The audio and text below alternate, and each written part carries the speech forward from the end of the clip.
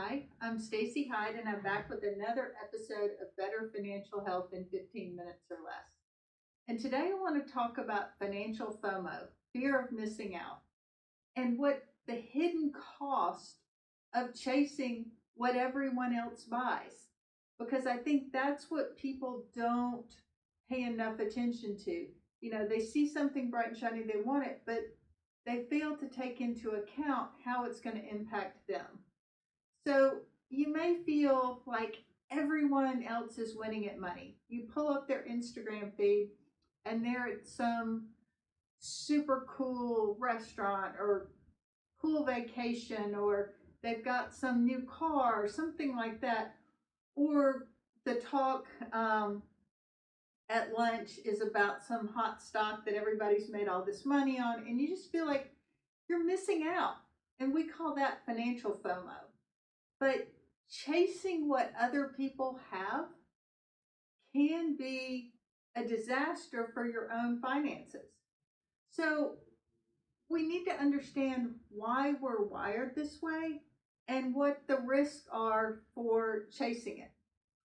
Because I used to work a long time ago at a bank, and so I supported what they called the private banking clients.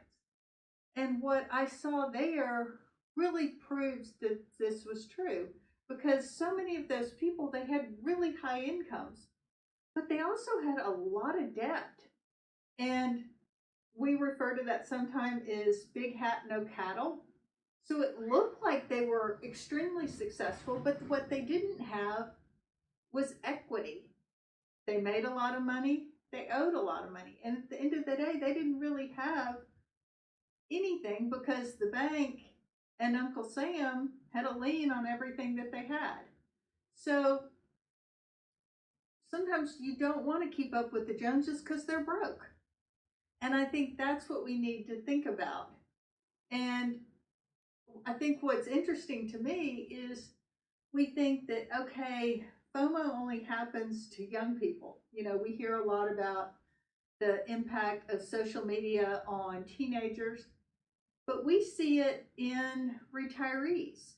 Somebody wants this RV because their friends got an RV. I'm like, do you like to go camping? Or how do you feel about not being in a hotel? They're like, oh my God, I'd never do that. I'm like, you don't want an RV. You should just fly there, or maybe rent an RV first to try it out and see if you like it. Because RVs cost the same as a small house, and they also are notoriously bug ridden, meaning that they break down and have a lot of quality issues, especially in a new one. So it's things like that that you need to make sure that it's right for you and your lifestyle. And then it can also, on the investing front, it can cause you to buy a stock just because somebody said it was a good idea without really researching, do they have profits? Do they have customers? Or do they have one customer and there's some risk? Or is it something that somebody just read on an internet page that's really, if you've ever watched The Wolf of Wall Street, being talked up by a group so that they can sell what they have, and then once people have bought it, then the price drops because they were the ones putting out the good news about the stock. So you really want to make sure that it suits you and it works for what you're trying to do. So, because you don't really see a lot of posts saying, hey, I just increased my 401k contribution from 10% to 12% and paid off all my credit card balances. You don't see that on there. You just see the bright, shiny things that people bought. So I think you should embrace what I'm going to call JOMO, the joy of missing out on the regret, the like sick at the pit of your stomach that you just bought something and now you have all these payments, which means you can't do date night with your spouse or your significant other once a week, and that's what y'all love to do, but now you can't afford to do it because by the time you pay the bill that you just took on, it doesn't leave time for the restaurant and the babysitter and that sort of thing. So I think you need to track contentment. And one of the things that, if you're around me for a long time, I am very adamant in my belief that there's something that you just love to do and it's not addictive or negative or anything like that. Like if you love to fish or you love to golf or play, in my case, play tennis, play mahjong, whatever it is, acting community theater, that's not the stuff that you want to cut back on. That's what you want to make sure that you free up money to do. So when you look at your budget, you want to look to see where am I spending money that's not really about what I like to do. And that's what you want to uh, take out of your budget, not the stuff that you love. Because you can't buy happiness, but you can buy peace of mind. And that peace of mind generally comes by not buying as much stuff.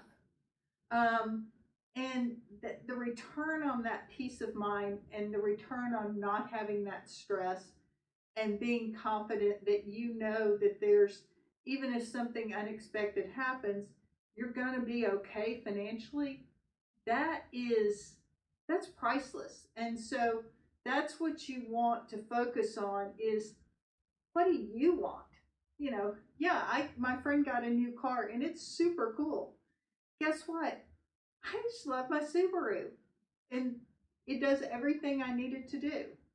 Is there some feature I wish it had? Sure, but I don't want a car payment. I don't want to buy a new car. Mine works just fine.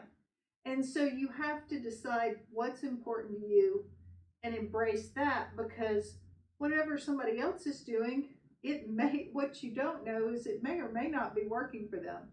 So focus on you and what you and your loved ones need in order to live your best life. And then post pictures of that. And I'm sure that there'll be a lot of other people that are like, wow, I want to do that or I want to go there. And I think that's winning at life. So thanks for tuning in. This has been another episode of Better Financial Health in 15 minutes or less.